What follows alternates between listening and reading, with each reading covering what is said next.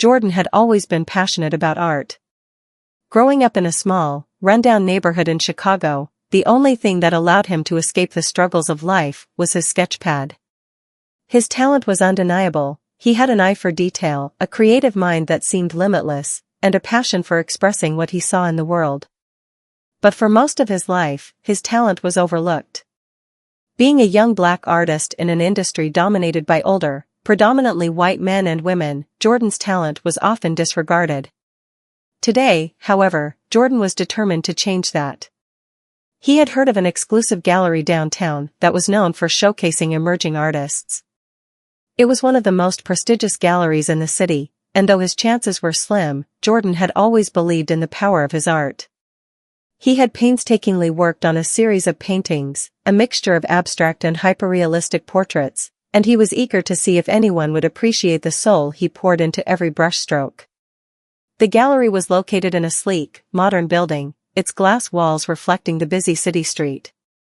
Jordan stood outside for a moment, feeling a combination of nerves and excitement. He adjusted his backpack and walked inside, hoping to catch the gallery owner, a well-known figure in the art world, before the busy hours kicked in. As he entered, he was greeted by the receptionist, a young woman who barely glanced up from her phone. "Can I help you?" she asked, sounding disinterested. "I have some pieces I'd like to show to the owner." "I'm an artist," Jordan said, his voice steady, despite the nervous fluttering in his chest. "Owner's in the back, but I doubt he has time for unsolicited work," she said flatly, barely looking up. "I'll let him know, but don't get your hopes up." Jordan felt a pang of disappointment, but he couldn't let it deter him. He walked past the receptionist and headed towards the back of the gallery, where the owner's office was located. The gallery owner, a middle-aged man named Richard Moore, was seated behind a large oak desk when Jordan entered. Richard was well known in the art world for his sharp eye for talent, but also for his sometimes harsh, dismissive attitude toward artists he deemed unworthy. He had an air of superiority, and that arrogance often rubbed people the wrong way. "Can I help you?" Richard asked, glancing up from his desk. His tone was curt, showing no interest in the young artist standing before him. Jordan hesitated for a moment before speaking. "I'm Jordan, and I'm an artist. I've got a few pieces that I'd love for you to see. I think they'd be a great fit for your gallery." Richard sighed, clearly irritated by the interruption. "Look, kid, I don't have time for amateurs today.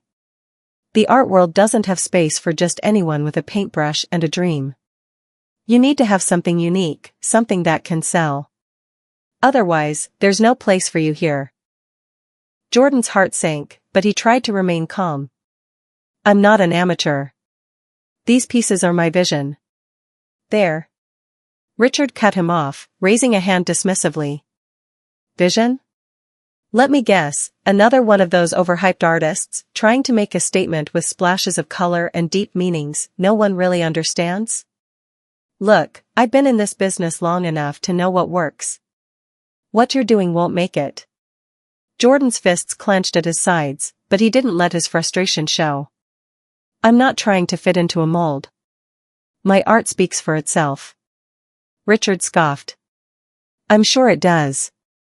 But you know what? Art isn't just about speaking for itself. It's about marketability. People want what they can sell. And honestly, I don't think you've got what it takes to make a real impact." He looked at Jordan, sizing him up. "Why don't you take your portfolio elsewhere and save us both the time?" Jordan stood there for a moment, his chest tightening. He had heard rejection before, but this was different. The way Richard dismissed him, belittled him, not just as an artist, but as a person, it cut deeper than he expected. But he wasn't going to let this be the end of his journey. He had worked too hard to let one man's opinion crush his dreams. He stood tall, looked Richard in the eye, and said, "You're wrong. You'll see one day." Richard's laugh echoed in the room. "Oh, I'm sure I will. You're just one of many trying to break in. Good luck with that." With that, Jordan turned and walked out of the office, his steps heavy but resolute.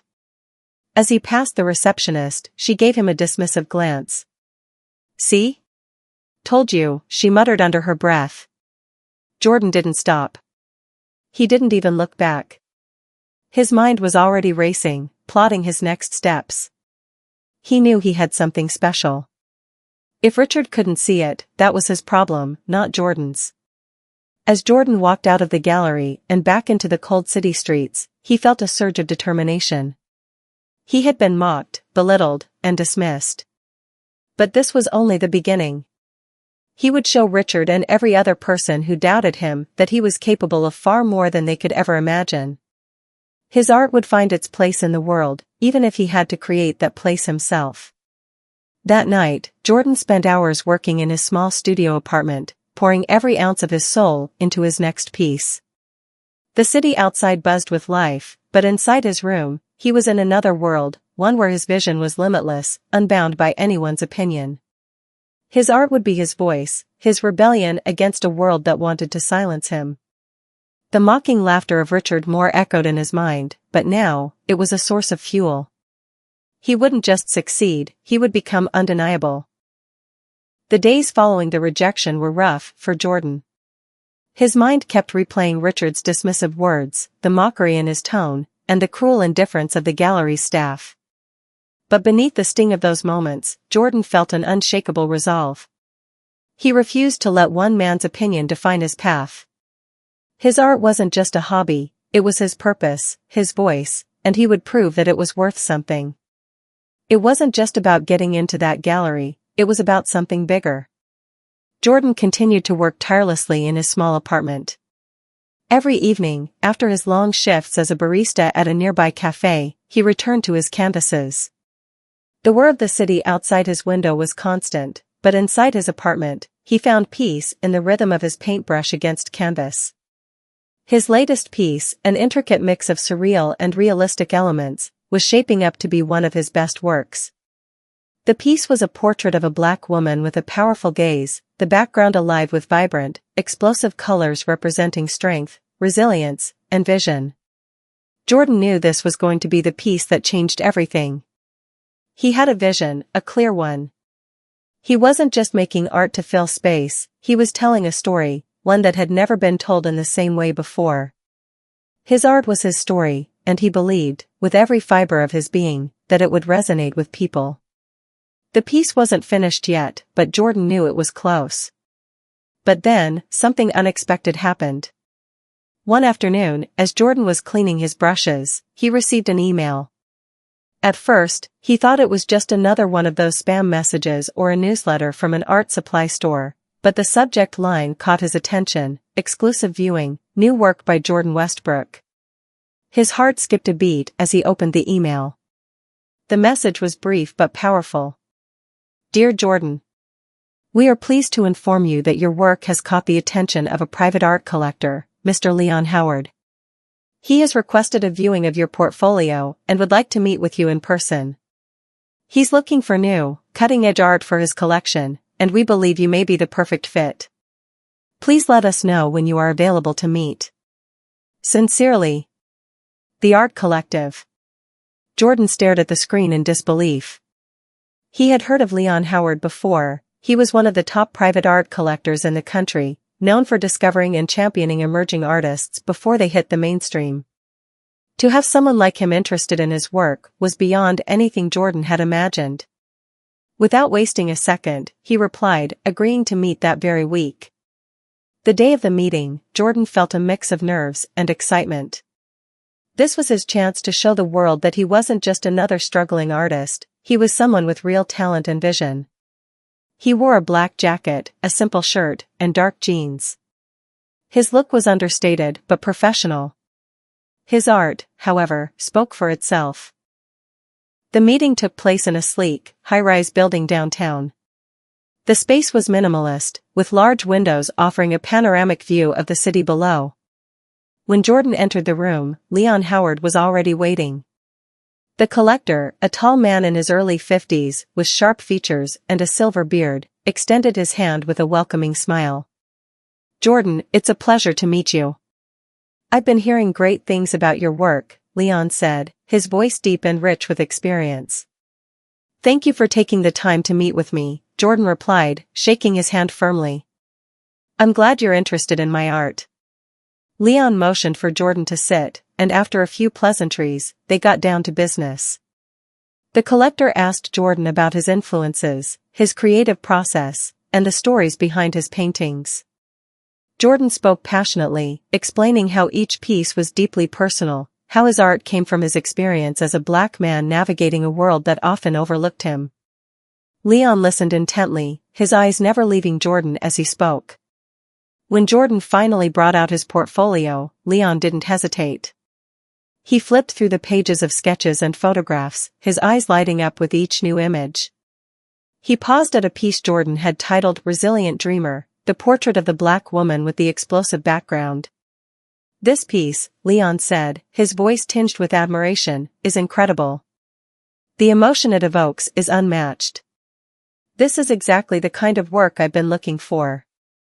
It's bold, unique, and full of raw power. You've managed to capture something profound here." Jordan felt a rush of pride.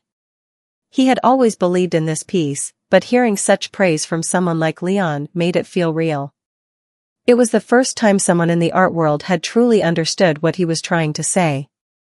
"I've been collecting for years," Leon continued, "and I can tell when an artist has something special. Your work speaks to the future. I want to invest in you. I want to help you build your career and see your art reach its full potential. You're not just another artist, you're a force." Jordan's heart pounded in his chest. This was everything he had worked for. Leon Howard wasn't just a collector, he was a patron, a mentor, and a key to unlocking a new world for Jordan. This was more than just a sale, it was an opportunity to prove that his art was worth something, to take his place among the greats. The meeting ended with a handshake and a promise. Leon was eager to introduce Jordan to his network of galleries and investors. He was going to help Jordan break through the barriers that had kept him in the shadows for so long. But there was one thing Leon said that resonated with Jordan long after he left the meeting. "Remember this, Jordan," Leon had said with a knowing smile, "this is just the beginning. The world will come to you, whether they're ready for it or not." Jordan left the meeting with a sense of elation. As he stepped out of the building and into the bustling streets of the city, he couldn't contain the grin that spread across his face. Everything was falling into place. He wasn't just another struggling artist anymore, he was on the verge of something big. For the first time in a long time, Jordan felt like he was exactly where he was supposed to be. And the world, as Richard Moore and countless others had underestimated, was about to witness his rise. The art world had no idea what was coming. Jordan's life changed quickly after his meeting with Leon Howard. What had once seemed like an insurmountable dream was now becoming a reality. Over the next few months, his art began to gain a reputation. Leon introduced him to other collectors, curators, and gallery owners, and word of his unique talent spread like wildfire. Jordan was no longer the unknown artist working in the shadows, he was a name that was starting to be whispered in the elite corners of the art world. It didn't take long for his first major exhibition to come together. Leon had pulled strings with a prestigious gallery in New York, one that catered to a select group of collectors and art lovers who only purchased the most exclusive works. Jordan's paintings would be featured in a solo show, a space where only the best of the best had the opportunity to showcase their work. For an artist like Jordan, it was a dream come true. But with this newfound attention came immense pressure. Jordan had been used to working in the quiet solitude of his small apartment, where he could pour his heart and soul into each brushstroke without distraction. Now, his work was being scrutinized by critics, collectors, and other artists. He had to prove, over and over again, that he belonged. As the day of the exhibition approached, Jordan found himself in constant motion. He worked tirelessly on new pieces for the show, each one an attempt to push the boundaries of his craft. He experimented with textures, colors, and techniques, blending his passion with the skills he had honed over the years. The pressure was intense, but Jordan thrived under it. He had something to prove, and he wasn't about to let this moment slip away. The night of the exhibition, Jordan arrived at the gallery, feeling a mix of excitement and anxiety. The space was sleek and modern, the walls lined with pristine white surfaces that made his artwork pop. The crowd was filled with the city's elite, collectors, critics, and fellow artists, all there to see what the young artist had to offer. Leon was there, of course, standing proudly by Jordan's side. He had been a constant source of encouragement, helping Jordan navigate the world of high art with ease.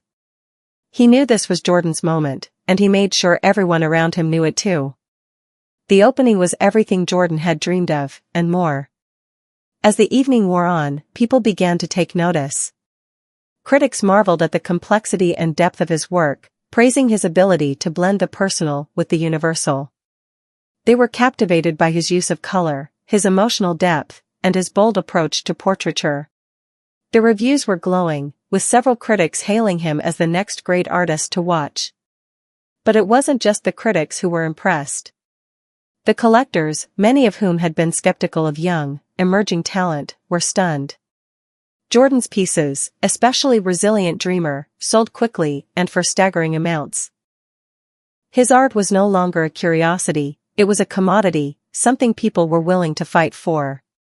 Leon had told him that this was just the beginning, but Jordan hadn't truly grasped what he meant until he saw the bidding wars that ensued. His paintings were being sold for six figures, and the realization hit him like a wave. He was on the verge of something far bigger than he had ever imagined. As the night drew to a close, Jordan stood near one of his paintings, quietly taking it all in.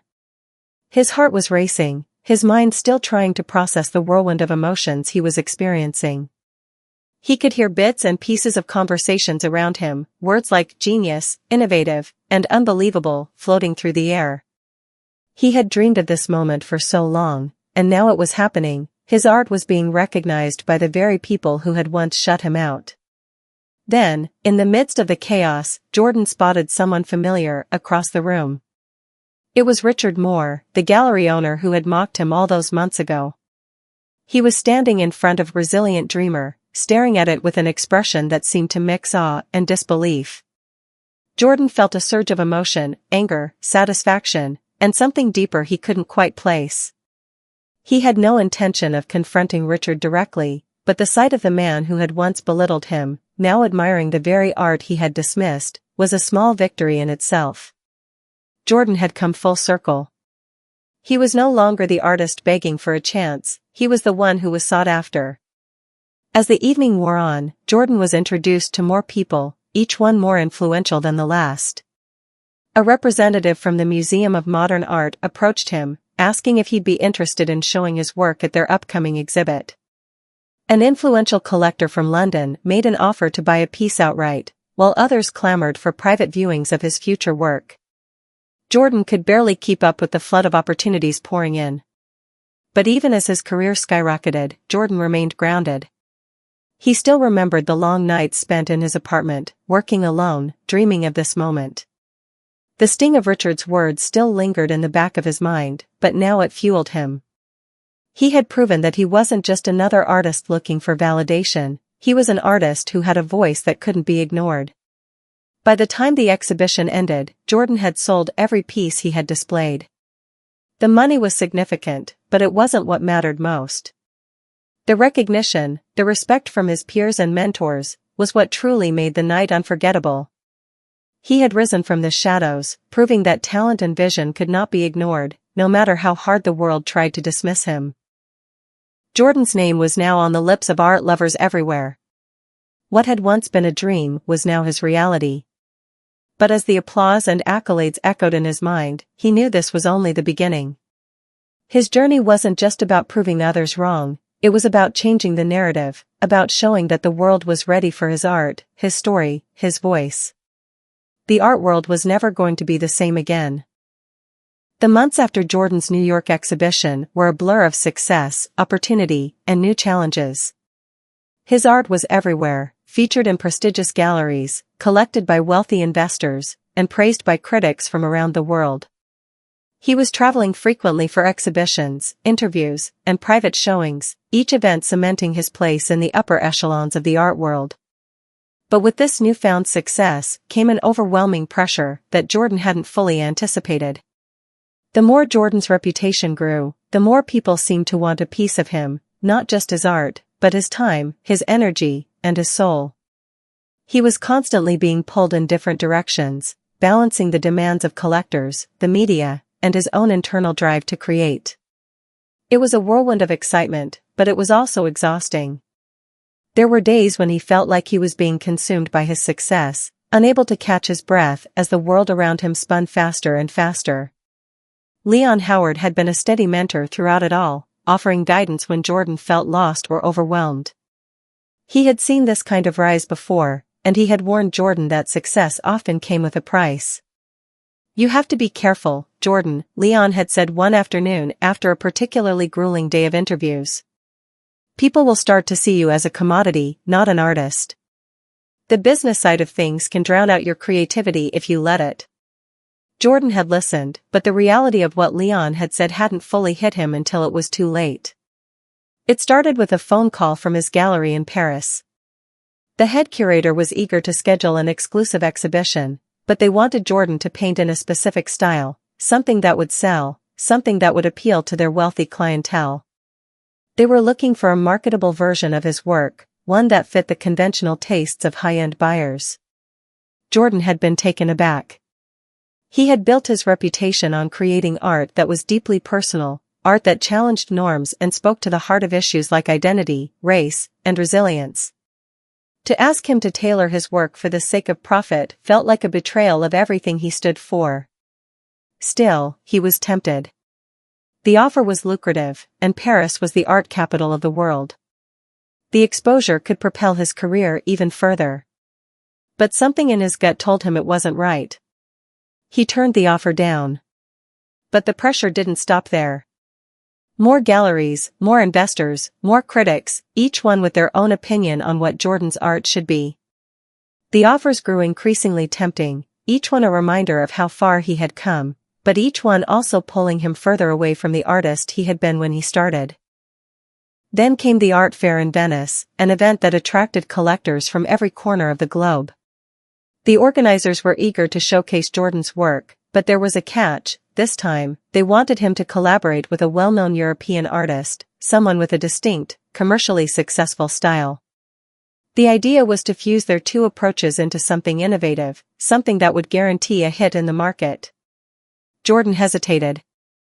The offer was undoubtedly lucrative, but something about the collaboration felt wrong.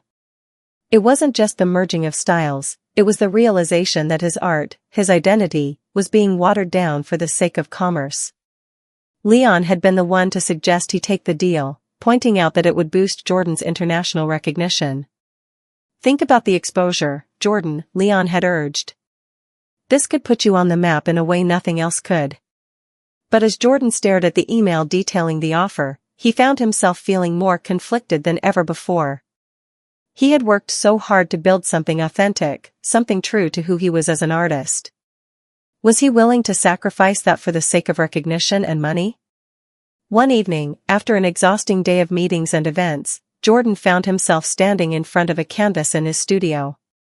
He stared at the blank surface, his brush hovering over it, but he couldn't bring himself to paint. The passion he once felt seemed distant, as if it had been lost in the pursuit of external validation.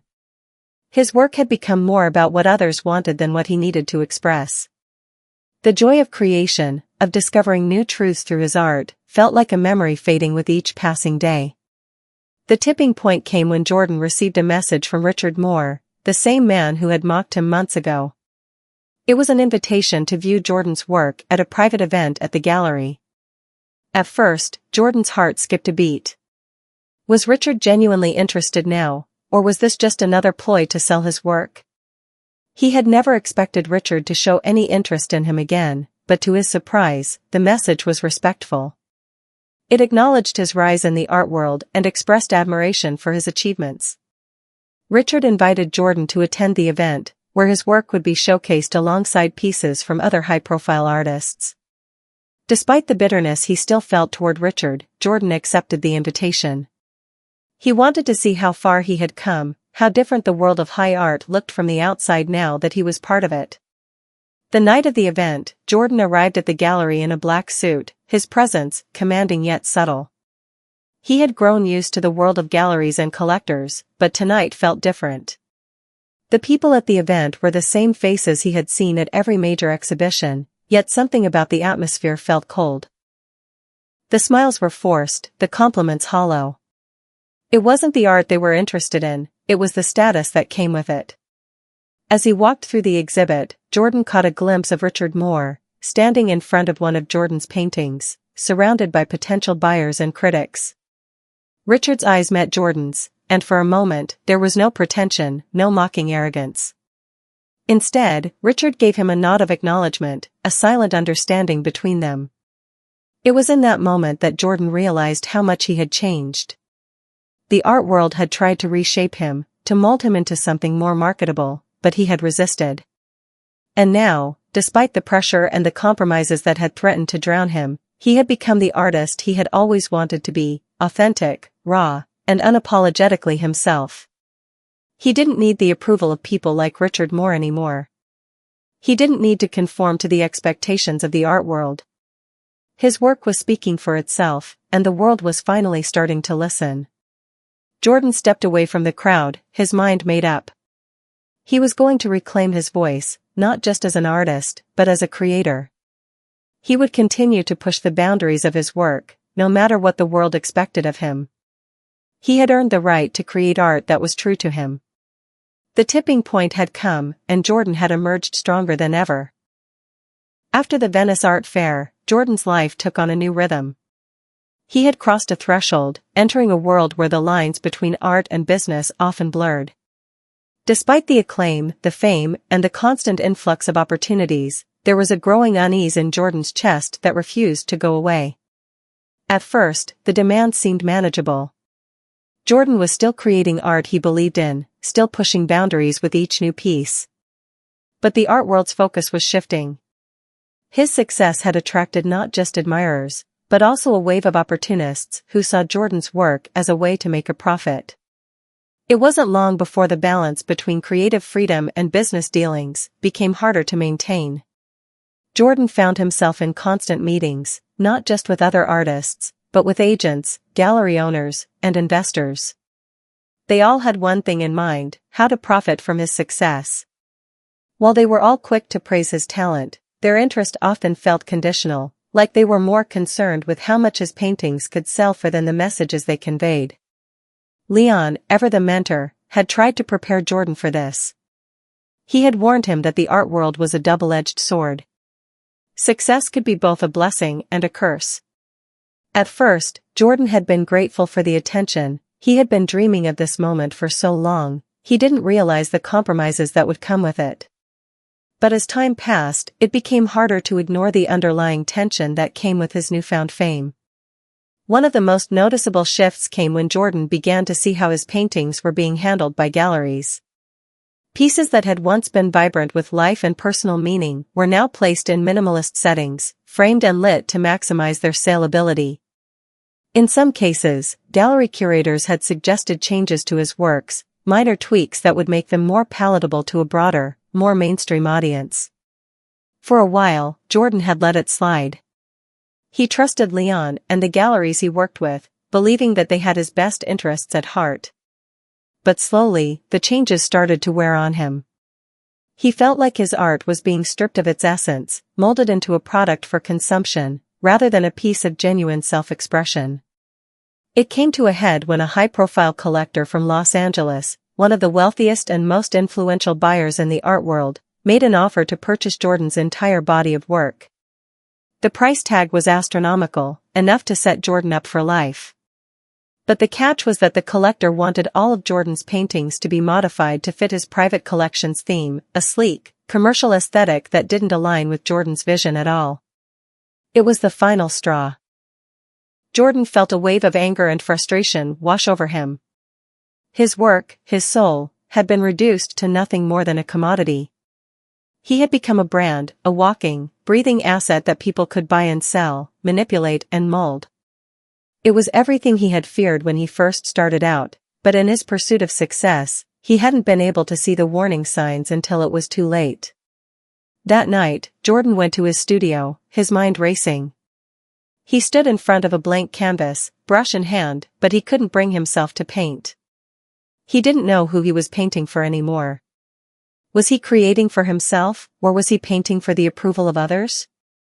It was in that moment of uncertainty that he made a decision. Jordan took a step back from the high-stakes art world.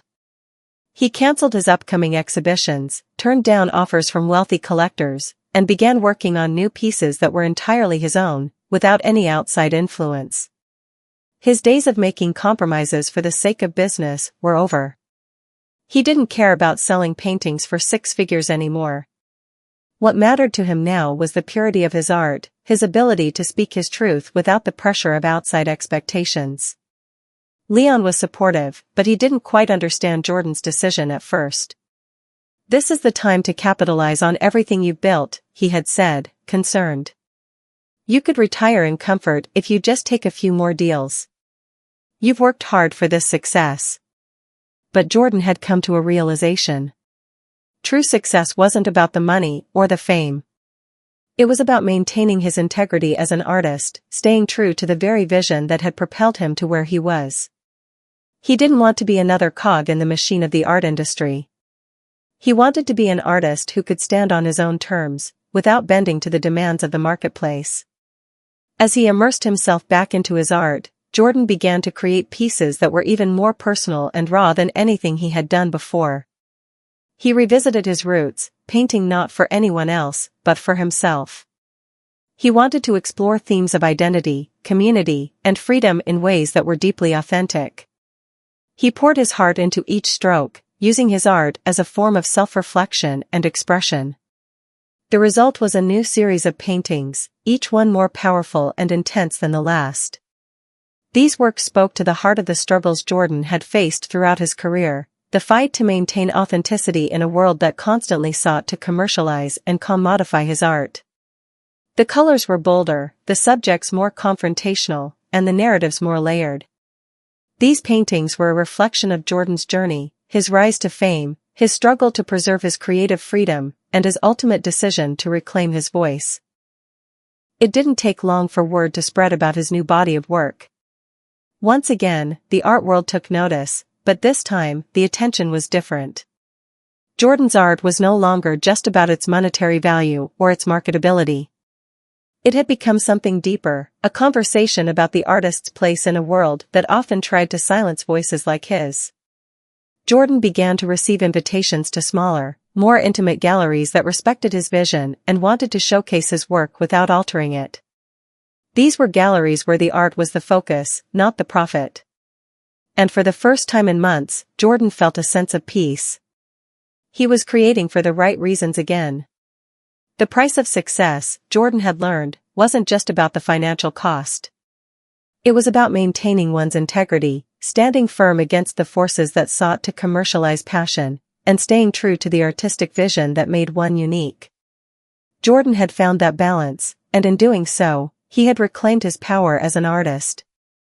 His journey wasn't just a rise to fame, it was a testament to the power of remaining authentic, even when the world around you is trying to change you. Jordan Westbrook had become more than just a name in the art world, he had become a symbol of what it meant to stay true to one's creative soul, no matter the price. As Jordan stepped away from the commercial pressures of the art world, he began to rediscover the raw joy of creation. The noise and expectations had quieted, and for the first time in a long while, he felt a deep sense of peace. His studio, which had once felt like a place of constant pressure and expectation, now felt like a sanctuary, a place where he could reconnect with the art that had first inspired him to pursue this path. In the quiet of his studio, surrounded by unfinished canvases and half-empty paint tubes, Jordan felt an overwhelming sense of gratitude. He had made it through the storm. He had learned the difficult lessons that success brought, but he had also learned the importance of staying grounded, of remembering why he started in the first place.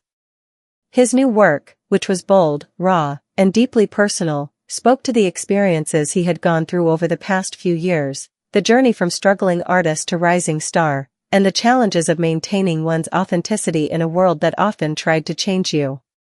Each painting was an exploration of self, a journey through the complexities of identity, culture, and the fight for creative freedom. Jordan also started to revisit his earlier work, the pieces he had painted before he became known. He'd spent so many years chasing success that he had forgotten the joy of creation without the need for validation. He began to rediscover the freedom he had once felt when he painted for no other reason than because it was an expression of who he was. One afternoon, as he worked on a new painting, Jordan's thoughts drifted back to his roots, his upbringing, the struggles he had faced growing up in a neighborhood where opportunities were scarce and dreams seemed out of reach. His early work had always reflected this, his desire to show the world the beauty and resilience of his community, to express the raw emotion of his life's journey. But somewhere along the way, in the pursuit of fame and recognition, he had lost sight of that raw authenticity. Now, he was ready to return to it. Jordan took a trip back to his hometown. It had been years since he had last visited, and in the time he'd been away, so much had changed. The once bustling streets now felt quieter, and the familiar faces he remembered had either moved on or disappeared into the shadows of time. But as Jordan walked through his old neighborhood, he was flooded with memories, the smells, the sounds, the feeling of community that had shaped him into the man and artist he had become.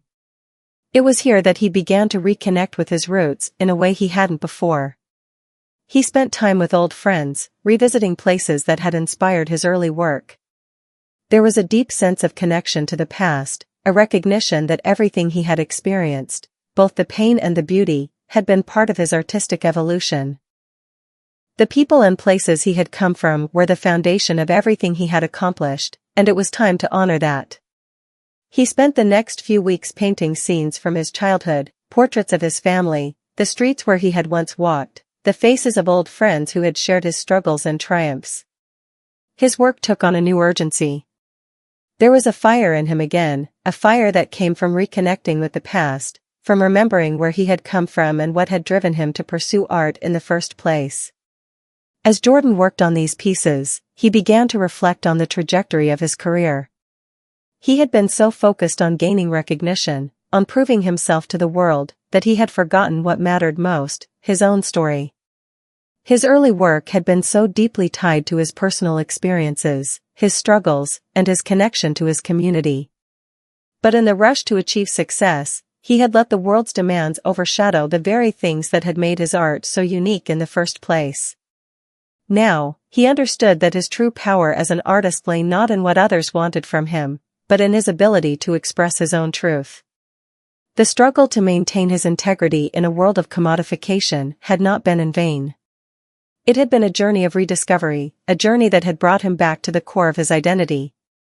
Jordan began to reach out to other artists from his hometown, some of whom had never left, others who had been overlooked by the mainstream art world. He wanted to create a space where their stories could be told too, a platform where voices from communities like his could be heard. He organized a new exhibition, not one based on the polished, commercial art that had defined his past success, but one that honored the raw, unfiltered work of artists who, like him, had stories to tell. The exhibition was held in a local community center, a far cry from the high-end galleries he had once frequented. It was humble, intimate, and deeply personal. The pieces on display were diverse, each one a reflection of the artist's own experiences, struggles, and triumphs. There were no commercial expectations, no pressure to sell. It was a celebration of art in its purest form. The show was a huge success, but not in the way that Jordan had been used to. There were no bidding wars, no high-profile collectors looking to make a purchase. Instead, the show was filled with people who had been touched by the art, people who understood the stories behind each piece. It was a gathering of artists and community members who had been overlooked for so long, but who, in this moment, felt seen and heard. Jordan realized that this exhibition, this return to his roots, was the turning point he had been searching for. It was a reminder that the true power of art didn't lie in commercial success or critical acclaim. It lay in the ability to connect with others, to share a story that resonated, to give voice to those who had been silenced. As the exhibition came to a close, Jordan felt a deep sense of fulfillment. He had found a new path forward, one that was grounded in authenticity and community. The pressures of the art world no longer felt so overwhelming. He had rediscovered the joy of creation, the freedom to tell his story without compromise. Jordan Westbrook was no longer just a rising star in the art world. He was a voice for his community, an artist who had returned to his roots and reclaimed his power. Months had passed since Jordan's transformative exhibition, and his life had settled into a new rhythm. The pressures of fame no longer weighed on him as they once had. He had found a way to balance his passion for art with his desire to stay true to himself. The world still admired his work, but now, Jordan had a clearer sense of what mattered to him, not the accolades or the commercial success, but the connection he made with others through his art. The community-driven exhibition had sparked a revolution within the art world, albeit quietly. Other artists, especially those from marginalized communities, began reaching out to Jordan. They saw what he had done and recognized the potential to create more spaces for their voices to be heard. His work had been an inspiration to many, reminding them that art didn't need to fit into a mold to be valuable, it simply needed to be authentic. Jordan's career had come full circle. He had gone from being an artist chasing success, to a man who understood that the only true success lay in the ability to tell one's own story. He no longer worried about market trends or expectations from collectors. He focused on what was important, the stories he was telling through his art, the relationships he was building with other creators, and the legacy he was leaving behind. One day, as Jordan walked through his studio, he received a letter that caught his attention. It was from Richard Moore, the very same man who had once dismissed his work, and who had offered him the chance to join the world of high-end art sales. Jordan had expected Richard to be a distant figure in his past, someone who had only played a minor role in his early struggles. But the letter was different. It was an invitation to attend an exhibition in a prestigious gallery in Los Angeles. Richard had gone through a transformation of his own, realizing that there was more to art than simply selling for profit. His letter was an acknowledgement of Jordan's journey, and an invitation to be a part of something new. The show would feature artists who had embraced their own truth, who had worked to break free from the commodification of their work. Jordan hesitated. Richard had once been a figure of opposition, a symbol of everything he had resisted. But there was something in the tone of the letter that made Jordan reconsider. It was clear that Richard had learned from the very same lessons Jordan had. Perhaps it was time to meet him face to face, to see how both of them had grown. The night of the exhibition in Los Angeles arrived. The gallery was full of familiar faces, critics, collectors, and artists, but there was a different energy in the air. This wasn't the sterile, high-end art show where paintings were hung purely for profit. Instead, the space felt alive, charged with the passion of the artists who had come together to share their truth. It was a celebration of authenticity, of the power of art to transcend commercialism. Jordan walked into the gallery, his heart pounding in his chest. He spotted Richard immediately, standing in front of one of his own works. The gallery owner was older now, his hair graying, but his eyes held the same ambition that Jordan had once seen. As Jordan approached, Richard turned, offering a warm smile. "You've come a long way, Jordan," Richard said, his voice sincere. "I never thought I'd see the day when I'd be sharing a space with you. But I get it now. Your art is not just valuable in the market, it's valuable because it's real. It speaks to something deeper." Jordan smiled, the weight of those words settling in his chest. For so long, he had thought that his success was about proving people like Richard wrong, about showing the art world that he could make it on his own terms. But standing there, in that moment, he realized that it wasn't about revenge or vindication. It was about the power of art to create change, to challenge the status quo, and to bring people together. They spoke for a while, discussing their journeys, their struggles, and the evolution of the art world itself. Richard shared how he had come to understand the value of authenticity, and how he had learned to embrace artists who refused to be molded into commercial commodities. Jordan listened, nodding in understanding. They were no longer adversaries but fellow travelers on a shared path, one that had led them both back to the essence of what art was truly about. As the night went on, Jordan's work was showcased alongside that of other artists who had also embraced the idea of truth in their craft. There were pieces that explored identity, cultural heritage, and the human experience in ways that felt fresh and unfiltered. The audience reacted not with superficial admiration, but with a deep emotional connection to the stories being told. The art wasn't just decoration, it was a conversation, a dialogue between the artist and the viewer. Jordan realized, in that moment, that this was the legacy he had been working toward. It wasn't about the fame, the money, or even the critics. It was about creating art that spoke to the soul, that resonated with people on a deeply personal level. He had spent years chasing external validation, but now he understood that the true validation came from within, through the act of creation itself. Years later, Jordan's influence continued to grow. He was no longer just an artist, he had become a mentor, a guide for younger creators who were navigating the complexities of the art world. He spoke at universities, hosted workshops, and helped organize community-based exhibitions. He became a beacon for artists who wanted to stay true to their roots, who didn't want to be swayed by commercial pressures, but who wanted to create work that was meaningful and impactful. His legacy was not just in the paintings he left behind, but in the artists he inspired, the communities he supported, and the change he helped usher into the art world.